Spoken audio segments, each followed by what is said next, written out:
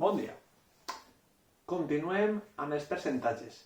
Ara anem a parlar del nombre decimal associat a un percentatge.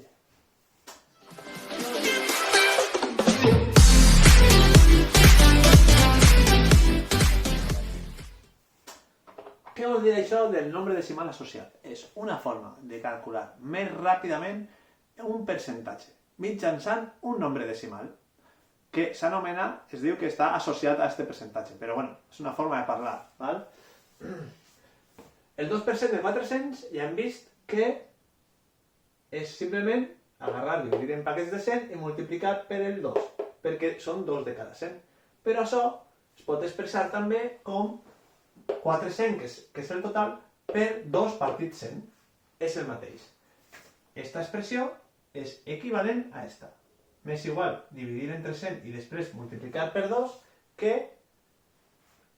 agarrar el 2, dividir entre 100 i el que me dona ho multiplique per 4. Vale. Doncs això d'ací, 2 partits 100, és 0,02. I este seria el nombre decimal associat a este percentatge. Per què?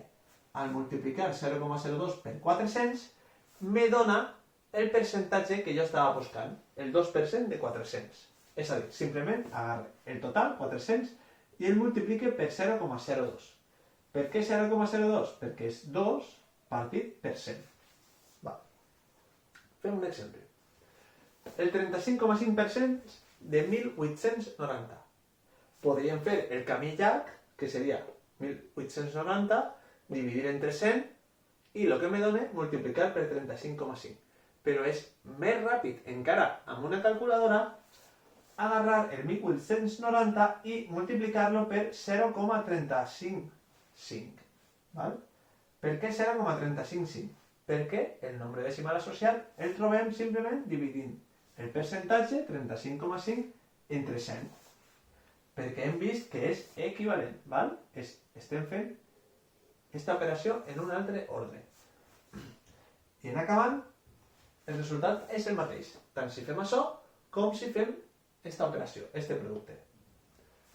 Doncs bé, espero que estigui clar. Si teniu algun dubte, me fiqueu un comentari. Fins ara!